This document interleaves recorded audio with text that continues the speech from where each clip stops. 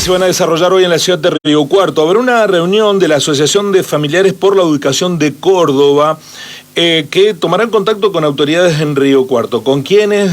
¿Por qué motivo? Se lo vamos a consultar a Soledad Cabral, su presidenta, que está en viaje a nuestra ciudad. Florencia Igarce, Guillermo Jeremía, del programa Así Son las Cosas, la saludan. Buenos días, ¿cómo le va, Soledad? Hola Florencia, Guillermo, buenos días, ¿cómo están? Muchísimas gracias por el contacto. Al contrario, gracias a usted. Cuéntenos básicamente de qué se trata la Asociación de Familiares por la Educación y cuál es el motivo de la visita a la ciudad. Bueno, nosotros iniciamos como una propuesta comunicacional en septiembre del 2020, con la parte más ardua de la pandemia, digamos, cuando veíamos que las actividades económicas se iban habilitando y las escuelas, recordemos, fueron lo primero en cerrar y lo último en abrir. ¿Esto qué vino a hacer la pandemia, digamos, y con estos 2 años de escuelas cerradas o de virtualidad? Vino a profundizar y a develar la enorme brecha, tanto tecnológica como educativa, y a profundizar también las desigualdades sociales. Nosotros en ese momento, como padres organizados, solicitamos la vuelta a la presencialidad, que se abran las aulas, porque entendíamos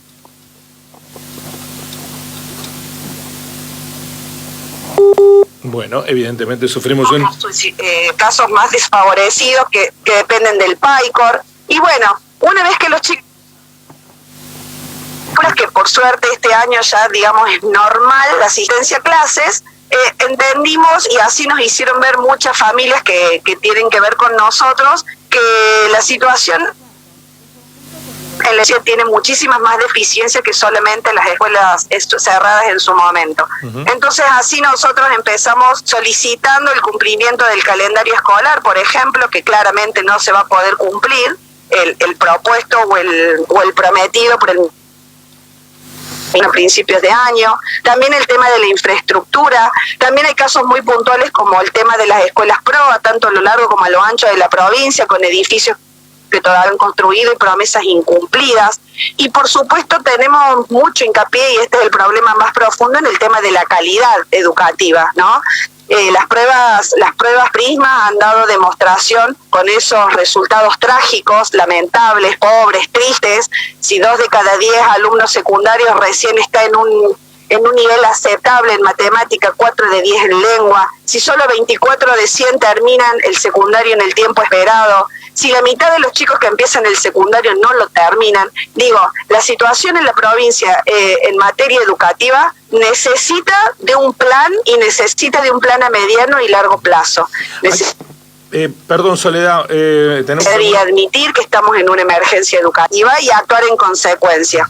Para ustedes estamos en una emergencia educativa que no tiene que ver necesariamente con lo que dejó la pandemia, es un problema. Nosotros así lo planteamos. Cuando se hizo la audiencia, cuando tuvimos la audiencia por el presupuesto, nosotros participamos, y también hay proyectos en la legislatura de la provincia en ese sentido que tienden a que se declare la emergencia educativa y la educación como un servicio esencial también. Pero bueno, el presupuesto claramente demuestra un desinterés también gubernamental en materia educativa, porque en los últimos 7 años se redujo en un 50% el presupuesto en materia educativa provincial. Entonces nosotros ahora lo que estamos haciendo con estas reuniones en diferentes localidades de la provincia, donde tenemos familias representativas dentro de la asociación civil que hemos conformado, Familias por la Educación Córdoba, es solicitar a los representantes de los consejos deliberantes que insten, o que por medio de su ejecutivo local insten al ejecutivo provincial al cumplimiento de la ley en este punto. La ley de educación fue sancionada en el 2010 y prevé que en el Consejo Provincial de Políticas Educativas las familias tienen que estar representadas, y eso hace 10 años que no se cumple. Es muy fuerte el número que usted acaba de brindar. Usted dice que en los últimos años se ha reducido un 50% el presupuesto de educación que asigna el gobierno de Córdoba. Sí, eso está demostrado. En el 2017 en el 2017 se había porque lo tengo acá a mano. 17, el 37%, el 30,17% el presupuesto provincial iba en materia educativa, y en el 2022 solo el 17%, luego de 2 años de pandemia. Ujú. ¿Y usted atribuye a esto las desigualdades del sistema educativo a un presupuesto cada vez menor? Es uno de los factores. También tiene que ver que el calendario escolar, que debe ser por ley mínimo de 180 días, tampoco nunca...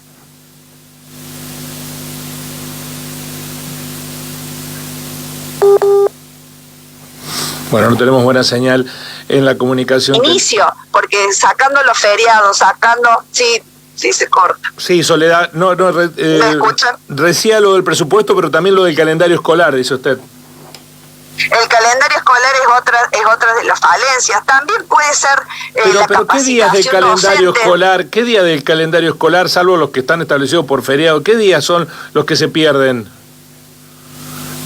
Y por supuesto, vos tenés de entrada los feriados, después este año se agregó el día del censo, y después lo que no está contabilizado, que son, por ejemplo, los paros docentes, los días por capacitación docente, porque hay problemas de infraestructura, porque no hay gas en las escuelas, que es lo que nos está pasando ahora, entonces hay días que no se da clase por eso. Hay otras escuelas en las que no hay servicio de limpieza. Digo, la provincia tiene un vasto abanico de escuelas en diferentes lugares y las situaciones son problemáticas. Nosotros pasamos por ejemplo, en San Roque, te doy una idea, hubo 60 días sin PAICOR a causa de que la infraestructura escolar no lo permitía. Entonces, los ejemplos, digamos, son muchos. Pero en el caso de los feriados, por ejemplo, feriados hay todos los años y el día del censo fue uno solo en todo el año. Claro, lo que pasa es, mira, a principio de año se dijo que iba a haber 190 días de clase como un anuncio maravilloso, porque eran más de los 10 que la ley prevé que tiene que haber de manera obligatoria, ¿no? A eso, si vos y todos los años, de entrada la promesa era materialmente incumplible, porque ya no tenés 190 días hábiles para dar clase. No sé si me doy a entender. Después tenés los problemas de edilicio, los días festivos, las jornadas de capacitación. Bueno, y usted habló de un plan a mediano y largo plazo. ¿Qué debiera contener o cómo debiera ser ese plan para ustedes? Nosotros lo que entendemos primero, que nuestra mirada es desde familias, ¿no? Luego tenés la gente capacitada, que se supone que es la que está en el Ministerio de Educación y que es proba en la materia y que son eruditos en materia educativa. Nosotros lo que vemos es a primera mano la experiencia que tenemos con nuestros hijos. Entonces, lo primero que tenemos que hacer es garantizar, ni más ni menos, que los chicos estén adentro de la escuela, que se pueda prever del PAICOR de calidad. Recordemos que la escuela, como dije al principio, en muchas situaciones también alimenta. Recordemos que el 70% del alumnado cordobés asiste a escuelas de gestión pública y la mitad de ellos depende del PAICOR, que a veces es el único alimento nutritivo que tienen en el día, y que durante la pandemia se cambió esa vianda caliente por caja de productos secos que ni siquiera alcanzaba entre una caja y la otra, digamos, que te le entregaban. La capacitación docente también, tiene que ver. Creo que estamos esto ha dado la pandemia, ¿no? Un desafío para todos, para que trabajemos en comunidad, para que tanto el ministerio como los gremios, como las instituciones educativas y las familias que hasta el momento no han sido escuchadas, conformemos una unidad en pos de volver a la educación de calidad y que sea para todos, porque entendemos que la educación es la única herramienta de equidad, de igualdad, de oportunidades. Si nosotros tenemos un 40% en la provincia de chicos ni que ni trabajan ni estudian, ¿qué hacen? ¿Qué expectativas de futuro tienen? Si estamos en una provincia donde la mitad de los menores de 18 años vive por debajo de la línea de la pobreza, digo, nosotros como familias, ¿qué creemos? Que la educación es lo más importante que le podemos dar a los chicos, y con eso la esperanza de un mundo mejor, más sostenible, más igualitario. Pero si no ponemos el eje y si no volvemos a poner el punto central, tanto de las políticas gubernamentales como del interés propio de la sociedad en la educación, estamos un poco complicados. Estamos dialogando con Soledad Cabral, la presidenta de la Asociación de Familiares por la Educación de Córdoba, que está en viaje a Río Cuarto, donde va a tomar contacto con autoridades, entiendo yo, del Consejo Deliberante, parlamentarios locales. Dos últimas preguntas. ¿no han incluido o no creen que forma parte del problema de la calidad educativa que tenemos la retribución salarial que reciben los docentes? ¿Ustedes creen que es la óptima? ¿No creen que eso también sea parte del problema? Esa es otra parte del problema, digamos, no hay una causa única, es multicausal el problema de la educación. Hay salarios docentes que están por debajo de la línea de la pobreza y claro que es una preocupación. Sin embargo, nosotros también creemos que los docentes tienen su gremio, tienen su representación. Lo que estaría faltando en ese Consejo Provincial de Políticas Educativas es la representación de los alumnos, la representación de los chicos, las familias como parte de la comunidad educativa. Entonces, eso es lo que tiene que ver. Nosotros tenemos, como te decía recién, hay una comunidad de escuelas pro que estamos relacionados. Luego tenemos las familias que tienen niños que con maestra integradora, por ejemplo. Y esa es otra problemática que está sumamente invisibilizada. El tema de la capacitación propia de los docentes para tener a estos niños en las escuelas mal llamadas comunes o normales. El tema de las escuelas especiales. Entonces, como vos bien decís, hay una problemática propia docente, pero el gremio sí está representado y el gremio sí se siente en esa mesa, pero las necesidades y los intereses de los chicos, de los alumnos, de nuestros hijos y de las familias está invisibilizado. Pese a que, como te digo, la ley prevé hace más de 12 años que nosotros deberíamos estar en esa mesa donde se discuten, donde se debaten, donde se realizan las políticas públicas educativas. Y por último, ¿cómo evalúan la gestión de, que es récord, ¿no? Debe ser récord que un ministro de Educación esté tanto tiempo en la cartera educativa, como es el caso de Walter Graovac? ¿Usted cree que es por mérito de gestión? Mira, nosotros tuvimos en 4 oportunidades reuniones a lo largo de estos 2 años con el ministro de Educación, donde también le solicitamos de manera informal y formal, digamos, este espacio, ¿no? Nosotros creemos que claramente, no es que nosotros los creemos, los resultados así lo demuestran, la gestión no es buena. La educación en la provincia ha fracasado, debemos hacernos cargo de eso. Se prometen edificios nuevos y vemos que se hacen grandes anuncios, 100 escuelas nuevas. Sin embargo, vas, no sé, a Unquillo y ves que la escuela PROA hace 4 años que están esperando que comience a construirse.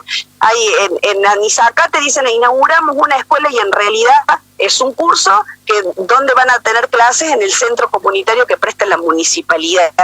Entonces, hay anuncios que se caen por sí solos después con la realidad y los resultados de las evaluaciones, tanto locales como la nacional e incluidas las internacionales, demuestran que la calidad educativa en nuestra provincia no es buena. Tanto el ministro Graovac como la secretaria de Elia provinciales se jactaban, o se jactan, porque me he cruzado con ellos en un programa de TV no hace mucho, hace un mes o 2, donde se jactaban que estábamos por encima de la media nacional en los resultados. Ahora, el nivel es tristísimo. Entonces es como que el tuerto se cree rey en el país de los ciegos, digamos. Nuestras evaluaciones propias han demostrado que los resultados son bajísimos y el mayor desplome en materia educativa, para peor, se da en las escuelas de gestión pública.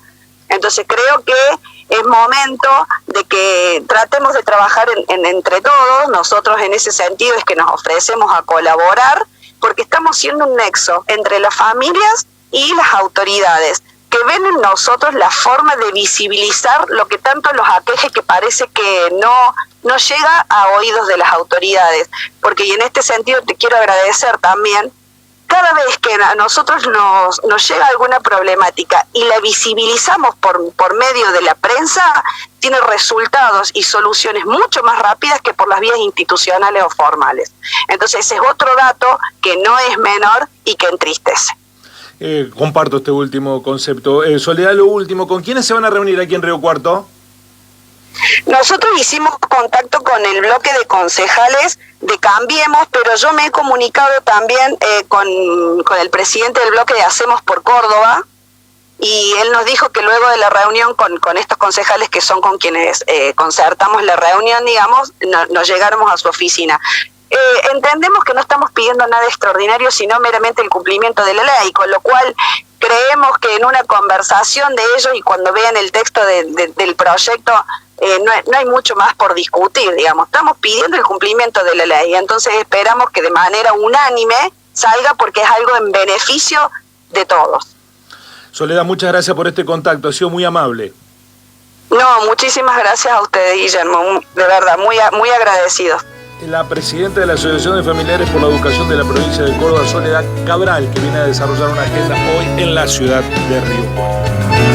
Así son las cosas.